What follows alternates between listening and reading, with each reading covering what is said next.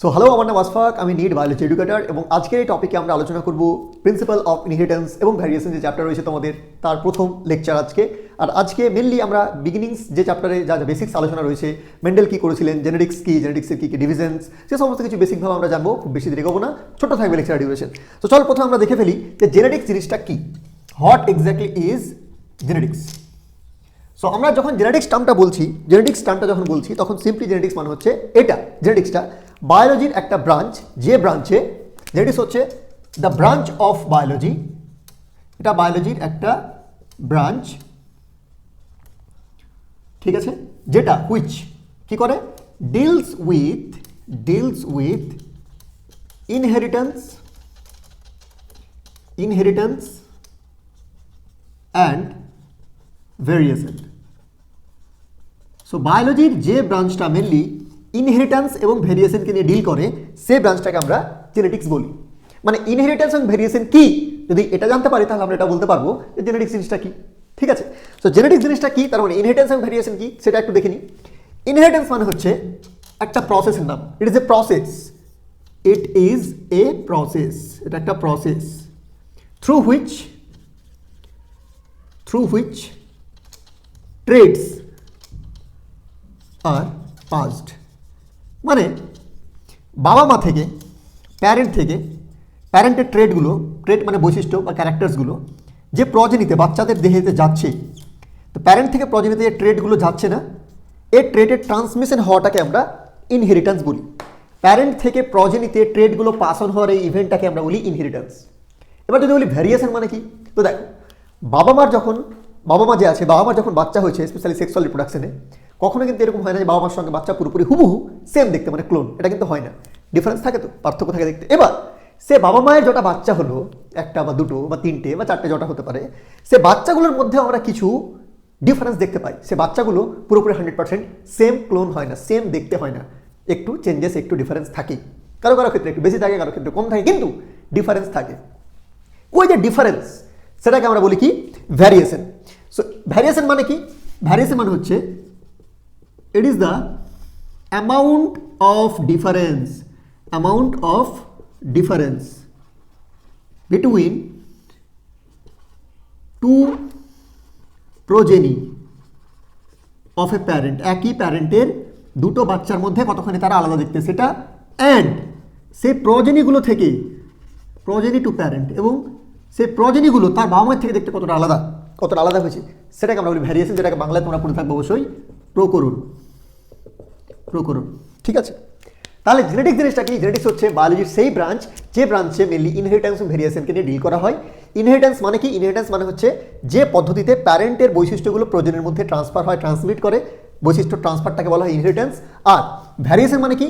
Variation মানে হচ্ছে একটা বাবা থেকে তার সন্তানরা, তার সন্ততিরা দেখতে কতটা ডিফারেন্স বাবা মায়ের থেকে, বা তার সন্ততি যেগুলো হয়েছে প্রজেনি টু প্রজেনি, ওরা একে অপর থেকে, ভাই বোনগুলো একে অপর থেকে দেখতে কতটা ডিফারেন্স, ওটাকে আমরা বলি কি ভ্যারিয়েশন। এই দুটো জিনিস নিয়ে তৈরি হয় আমাদের জেনেটিক্স। এবার আরেকটা টার্ম তোমরা পেয়ে থাকবে, যেটা টার্মকে বলা হয় হেরিডিটি। হেরিডিটি মানে কি? হেরিডিটি মানে হচ্ছে স্টাডি অফ ইনহেরিটেন্স এবং ভ্যারিয়েশন। হেরিডিটা হচ্ছে স্টাডি অফ ইনহেরিটেন্স, মানে স্টাডি অফ ট্রান্সমিশন অফ ট্রেট। এই ট্রেটের ট্রান্সমিশনের যে পড়াশোনা, সেটাকে আমরা হেরিডিটি বলি। ঠিক আছে, সব থেকে বেসিক আলোচনা আমাদের গেল। এবার আমরা দেখব মেন্ডেল কি করেছিল। কিন্তু মেন্ডেলের আগে এনসিইআরটি কথাটা মেনশন করে যে মানুষ কিন্তু অনেক আগে, যদি আমরা প্রিমেন্ডেলিয়ান কনসেপ্ট নিয়ে আলোচনা করি, ঠিক আছে, অনেক আগে থেকে কথা বলি জেনেটিক্সের শুরুয়াত নিয়ে, ইতিহাস নিয়ে, তাহলে কিন্তু আমাকে জানতে হবে যে মানুষেরা, হিউম্যান হ্যাড ইউজড জেনেটিক্স অনেক আগে। কখন? 8000 BC থেকে নিয়ে বিফোর খ্রিস্ট টু 1000 BC মানুষ তখন জেনেটিক্সকে ইউজ করেছে। ওরা জানতো না যে ওরা জেনেটিক্সকে কাজে লাগিয়েছে, কিন্তু ওরা জেনেটিক্সকে কাজে লাগাতো। মানে কি? মানে ধরো ডোমেস্টিকেশন যখন করতো না, গৃহপালিত যখন পশু রাখা শুরু হলো, সে ডোমেস্টিকেশনের টাইমে ওরা কি করতো? আর্টিফিশিয়াল সিলেকশন করতো। মানে বুঝলাম না স্যার। মানে সিম্পলি হচ্ছে কি আর্টিফিশিয়াল সিলেকশন মানে, ধরো ওদের এমন একটা কাউ দরকার, এমন একটা কাউ আছে ওদের গ্রুপে, যে কাউটা প্রচুর পরিমাণে মিল্ক দিচ্ছে, প্রচুর পরিমাণে গরুটা মিল্ক দিচ্ছে, ঠিক আছে। এবার এমন একটা কাউ আছে ওদের কাছে, যে কাউটা তেমন কম মিল্ক দিচ্ছে, ঠিক আছে। এবার ওরা চাইছে সে পাড়ার মধ্যে, তার সে জনবস্তির মধ্যে ওরা চাইছে যে কম মিল্কওয়ালা কাউ আছে তার মধ্যে যেন বেশি মিল্ক খাতে আরও বাচ্চাগুলোর থেকে, এটা চাইবে প্রোডাক্টিভিটি যেন বেশি হয়। সেই কারণে কি করলো, ওরা নিজে থেকে সিলেক্টেড এই কাউকে তাদেরই প্রজাতির সঙ্গে না মিশিয়ে, মানে ওই কাউকে ধরো অন্য স্পিসিসগুলোর সঙ্গে, মানে সেম স্পিসিসের মধ্যে অন্য ধরো গোত্র আরও কাউয়ের যে আলাদা ভ্যারাইটিস আছে সেই ভ্যারাইটির সঙ্গে ওরা ক্রস করাতে শুরু করলো, যে এই তোরা যারা আছিস এদের ফিমেলসগুলো কী করলো, এই মেলসগুলোর সঙ্গে হয়তো তোমার মেটিং করতে শুরু করলো, বুঝতে পেরেছো? এইভাবে ওদের মধ্যে ক্রসভাবে আর্টিফিশিয়ালি সিলেকশন করে মেটিং করাতো। বা ধরো ওদের একটা বলদ লাগবে, ঠিক আছে, বলদ লাগবে কিসের জন্য, জমিতে লাঙল দেওয়ার জন্য, ফ্লাফিংয়ের জন্য ওদের একটা বলদ লাগবে। তো দেখছে কিছু বলদ আসে যারা হেভি একদম তাগড়া, ঠিক আছে, এক্সেস তাগড়া, আর কিছু বলদ আসে যারা দুর্বল, একটু লাঙল দেওয়ার পরে হাঁপিয়ে গেল। তো সেক্ষেত্রে যে ধরো হেভি মাস্কিউলিন বলদ আছে যে অনেকক্ষণ লাঙল দিতে পারছে, সে মাস্কিউলিন বলদের সঙ্গে যারা দুর্বল বলদ, যারা তুলনামূলক দুর্বল তাদেরকে নিয়ে মিটিং করানো হলো, যাতে করে ওদের থেকে যে ব্রিডিংটা আসবে সেটাতে যেন এই মাস্কুলিন ক্যারেক্টারগুলো আসে। তো ওরা তখন জানে না যে ট্রেড কীভাবে পাস হয় কি হয় না, ওদের এত জিনিস নিয়ে মাথা ব্যথা ছিলই না। ওরা সিম্পলি দেখতো, জানে ভাই চল দেখি তো এই বলদটাকে দুর্বল বলদের সঙ্গে একটা তাগড়া বলদের ক্রস করিয়ে কি হয়, তাগড়া বলদ তৈরি হয় কিনা। তো হ্যাঁ, ডেফিনেটলি এর মধ্যে সে ক্যারেক্টারগুলো পেতো, দুর্বল থেকে দুর্বল আসে, দুর্বল সেম যখন হয় হোমোজাইগাস হয় তখন কি হয়, ওখানে ইনব্রিডিং ডিপ্রেশন চলে আসে। কিন্তু যখন আমরা চেঞ্জ করি তখন কি ইনব্রিডিং ডিপ্রেশন তখন থেকে কেটে যায়, এখানে হোমোজাইগোসিটি থেকে ওটা হোমোজাইগোসিটি এখানে আলটিমেটলি কমে যায়, ঠিক আছে, হেটেরোজাইগোসিটি বাড়ে। তো আশা করি তোমরা বুঝতে পেরেছো যে কীভাবে আগে হতো। এছাড়াও কয়েকটা প্রি মেন্ডেলিয়ান কনসেপ্ট রয়েছে। কী রয়েছে বললাম? প্রি মেন্ডেলিয়ান কনসেপ্ট,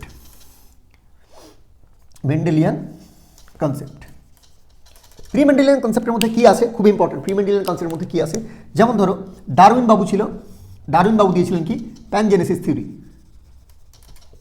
থিওরি, মানে কি উনি বলেছিলেন কোনো গেমিউলস আছে যে গেমিউলসগুলো আলটিমেটলি ইনহেরিটেন্স করার জন্য রেসপন্সিবল, এই ক্যারেক্টারগুলোকে progeny to progeny pass on করার জন্য রেসপন্সিবল, ঠিক আছে। এছাড়াও আমাদের ধরো ওয়াইজম্যান বলেছিলেন যে মেনলি কী হয়, ওয়াইজম্যানের যেটা কথা ছিল জার্ম প্লাজম, ঠিক আছে, জার্ম প্লাজম। ওয়াইজম্যান বলেছিলেন যে কিছু সেক্স সেলস আছে বডিতে, যে সেলসগুলো মেনলি আমাদের কী করে, যেমন ইনি বললেন প্যানজেনেসিসে গেমিউলস ক্যারি করে, ইনি বলেছিলেন কিছু সেক্স সেলস আছে যারা মেনলি ক্যারি করে, কিন্তু কারো কাছে না তেমনভাবে সলিড কিছু ইনফরমেশন ছিল না, এরা কিছু দিতে পারেনি, এরা মেন্ডেলের আগে বলার চেষ্টা করেছিল। এবার মেন্ডেলে হলো সেই প্রথম ব্যক্তি গ্রেগর জোহান মেন্ডেল, যে এই জেনেটিক্সের ব্যাপারে একটু প্রপার একটা স্ট্রাকচার হয়ে আমাদেরকে কিছু ডেটা প্রোভাইড করেছিলেন। তো চলো আমরা দেখি যে মেন্ডেল কী করেছিলেন, মেন্ডেলের কাজকর্ম। আমি একটু মুছে দিই এটা। সেবার দেখি মেন্ডেল কী করেছিলেন। মেন্ডেলের ডিটেলসে যাওয়ার আগে একটু শুধু বেসিক্স দিই। মেন্ডেল কী করেছিলেন, ওয়ার্কড অন পি প্লান্ট, উনি পি প্লান্ট নিয়েছিলেন, মটর গাছ, ঠিক আছে, যা কি বলা হয় সায়েন্টিফিক নাম কি পাইসাম স্যাটাইভাম। উনি মটর গাছের উপরে কাজ করেছিলেন। মটর গাছের উপর উনি 1856 টু 1863 টানা 7 লং ইয়ার্স কাজ করেছিলেন, 7 বছর। এরপর উনি একটি লোকাল ম্যাগাজিন, ঠিক আছে, যেটা বেসড অন ব্রুন, জায়গাটার নাম ছিল ব্রুন, ঠিক আছে, নাম লিখাচ্ছি না ম্যাগাজিনেরা, লোকাল ম্যাগাজিনে পাবলিশ হয় 1865-এ। মেন্ডেলের কাজ 1865 সালে পাবলিশ হয়। কিন্তু মেন্ডেল নিয়ার অ্যাবাউট 35 ইয়ার্স পর্যন্ত তার কাজটা কি থাকে, তার কাজটা থাকে মেন্ডেলের কাজটা রিমেইন আনরিকগনাইজড, কোনো রকম পরিচিতি পায়নি। নেক্সট 35 বছর পর কাছাকাছি 1900 সালের দিকে 3 সায়েন্টিস্ট মিলে, এটা একটা লোকাল ম্যাগাজিন ছিল বলে কাজটা তেমনভাবে প্রচার হতে পারেনি। অনেকগুলো রিজন আছে যে কারণে মেন্ডেল সফলতা পায়নি, সেটা আমরা পরে দেখব। আগে দেখিনি এরা কী করেছিল, 3টে সায়েন্টিস্ট মিলে মেন্ডেলের কাজটাকে রিডিসকভার করেছিলেন। এই 3টে সায়েন্টিস্টের নাম কি? সায়েন্টিস্টের নাম হচ্ছে কার্ল করেন্স, ঠিক আছে, von Tschermak and Hugo de Vries. এই হুগো ডি ভ্রিস কী করেছিলেন, ফ্লোরা নামের একটা বইয়ে এই ওয়ার্কটাকে আবার পাবলিশ করেছিলেন। তো ইনারা মেন্ডেলের ওয়ার্কে রিডিসকভার করেছিলেন, রিডিসকভার্ড মেন্ডেলস ওয়ার্ক। এবং ইনারা বলেছিলেন ইন্ডিপেন্ডেন্টলি, এবং ইনারা বলেন না, মেন্ডেল বাবা যে কাজটা করে গেছিল সেই কাজটা একদমই ঠিকঠাক কাজ করে গেছিল, কাছাকাছি, ঠিক আছে, কিছু সংশোধন কিছু লিমিটেশন ছিল, বা ডেফিনেটলি মানে অনেক সময়ের থেকে অনেক বেশি অ্যাডভান্স কাজ করে গেছিলেন মেন্ডেল বাবা, বলেই তার রিকগনিশন পায়নি। মানে উনি তখন যা অ্যাপ্রোচ রেখেছিলেন সেগুলো অ্যাপ্রোচ তখনকার তৎকালীন সায়েন্টিস্টরা হজমই করতে পারেনি, যেভাবে কি বায়োলজি পড়া পসিবল, বায়োলজি ডিসকাস করা পসিবল। তো ওই জিনিসটার জন্য কিন্তু মেন্ডেলের কাজ তখন রিকগনাইজ হয়নি। বাট উনি মারা যাওয়ার পর ওনার কাজ 1900 সাল নাগাদ রিডিসকভার পায়। মেন্ডেল মারা গেছিলেন কাছাকাছি 1888 এরকম কিছু সালের কাছাকাছি মারা যান ডিউ টু কিডনি ডিসঅর্ডার, ঠিক আছে, কিডনি ডিসঅর্ডার। আর মরে যাওয়ার অবধি কিন্তু ওনার কাজ আনরিকগনাইজডই থাকে, আনরিকগনাইজড থেকে যায়, উনি রিকগনিশন পাননি। এবার মেন্ডেল যে কাজটা করেছিলেন তার কাজে কয়েকটা ধাপ ছিল, ঠিক আছে, মেন্ডেলের কাজে কয়েকটা ধাপ ছিল, এটা লিখে ফেলো। এবার দেখি যে মেন্ডেলের এক্সপেরিমেন্টের কী কী পার্ট ছিল, কী কী স্টেপসে উনি নিজের এক্সপেরিমেন্ট কন্ডাক্ট করেছিলেন। তো মেন্ডেল কন্ডাক্ট করেছিলেন conducted experiment on P plant, যেটাকে পাইসাম সাটাইভাম বলা হয়, অলরেডি বললাম। আর এর তোমার 2n ছিল, ক্রোমোজোম কাউন্ট ছিল 14, ঠিক আছে। তো উনি প্রথমে কি করলেন, ফার্স্ট স্টেপ যেটা ছিল মেন্ডেলের কাজের স্টেপস কী কী ছিল, 4টা মেন স্টেপ ছিল। স্টেপস 1 কী ছিল, সিলেক্টেড প্যারেন্ট। প্রথমে উনি প্যারেন্ট সিলেক্ট করলেন যে হ্যাঁ কে কে কে কে থাকবে প্যারেন্ট, কার কার মধ্যে ক্রস করাবো। তারপরে নেক্সট কী করলেন, ক্রস করলেন, ক্রস বিটুইন প্যারেন্ট। আর এগুলো কী ছিল মেন্ডেলের কন্ডাক্টেড এক্সপেরিমেন্ট, কী এক্সপেরিমেন্ট, হাইব্রিডাইজেশন এক্সপেরিমেন্ট করেছিলেন, হাইব্রিডাইজেশন এক্সপেরিমেন্ট করেছিলেন। 3 নম্বর উনি কী করলেন, অবজার্ভ করলেন যে ভাই কোথায় কোথায় কী গল্প হচ্ছে, কী হচ্ছে, প্রত্যেক অবজারভেশনকে উনি প্রপার ওয়েতে রেকর্ড করেছিলেন। তারপরে উনি দিলেন নিজের বক্তব্য, ইনফারেন্স, কী কী উপলব্ধি করলেন, ঠিক আছে, ফাইনাল যেটা উপলব্ধি করলেন সেটা তিনি ইনফারেন্সটা আবার নিজের রাখলেন। তো এই 4টা স্টেপে মেনলি মেন্ডেল নিজের এক্সপেরিমেন্ট কন্ডাক্ট করেছিলেন। অন বাই অন আমরা 4টা স্টেপকে এবার দেখব। তো আমরা এবার মেন্ডেলের যে 4টা স্টেপ বললাম, এই 4টা স্টেপের আমরা অন বাই অন 4টা স্টেপকে ডিসকাস করব। প্রথম যেটা স্টেপ হচ্ছে সিলেক্টেড প্যারেন্ট। তো মেন্ডেল প্যারেন্ট যে সিলেক্ট করেছিলেন, কী সিলেক্ট করেছিলেন প্যারেন্ট উনি, পি প্লান্ট। আমরা অলরেডি ডিসকাস করলাম যে উনি পি প্লান্টকে সিলেক্ট করেছিলেন। তো পি প্লান্টের ক্ষেত্রে মেন্ডেল কী করেছিলেন, পি প্লান্টের ক্ষেত্রে না 14 পিওর লাইন্স ট্রেট উনি নিয়েছিলেন, 14 পিওর লাইন ট্রেট উনি নিয়েছিলেন, 14 pure line variety of P plant. এবার অনেকে বুঝতে পারবে না স্যার পিওর লাইন মানে কি, পিওর লাইন মানে হচ্ছে হোমোজাইগাস। এরা হোমোজাইগাস ট্রেট ছিল, এখানে ছিল এটা ছিল হোমোজাইগাস। আচ্ছা, হোমোজাইগাস মানে যদি বুঝতে না পারো তো সিম্পলি আমি এটাই বলছি এখানে হোমোজাইগাস পিওর লাইন মানে কি, যে এদের মধ্যে যদি অনেক পর সেলফিং করানো হয়, অন রিপিটেড সেলফিং, ওদেরকে যদি বারবার সেলফিং করানো হয়, ওদের সঙ্গেই অন রিপিটেড সেলফিং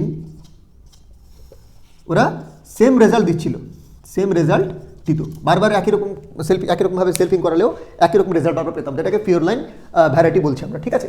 তো কী কী ছিল, মোট 14টা যে পিওর লাইন ভ্যারাইটি ছিল, তার মধ্যে এরা মাত্র কী করতো, প্রত্যেকটা ভ্যারাইটি 14টা পিওর লাইন ভ্যারাইটি শুধুমাত্র একটা সিঙ্গেল ট্রেটে ডিফার করতো। 14 pure line variety differs in single ট্রেট।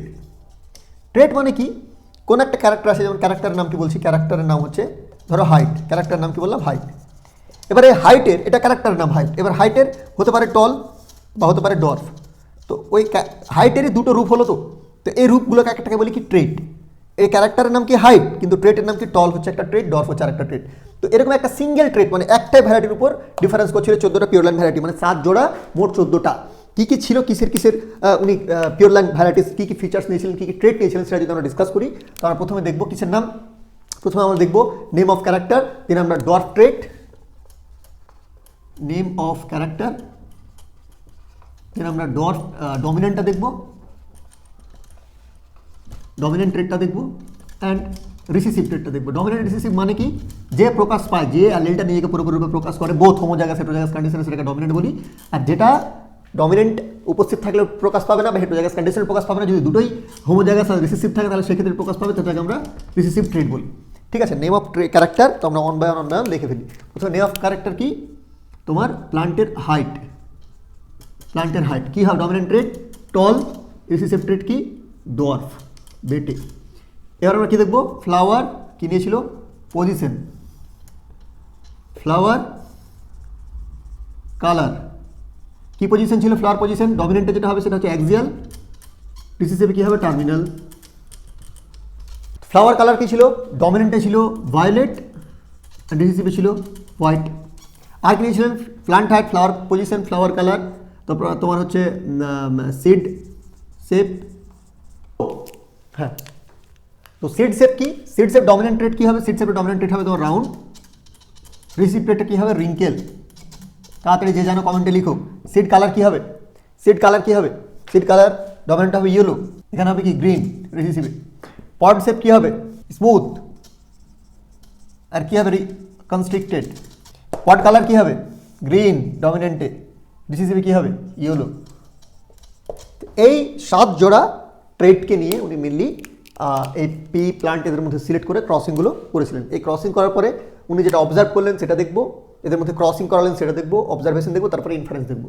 এই লেকচার এতটুকু থাক, পর লেকচার বাকিটা কন্টিনিউ করছি।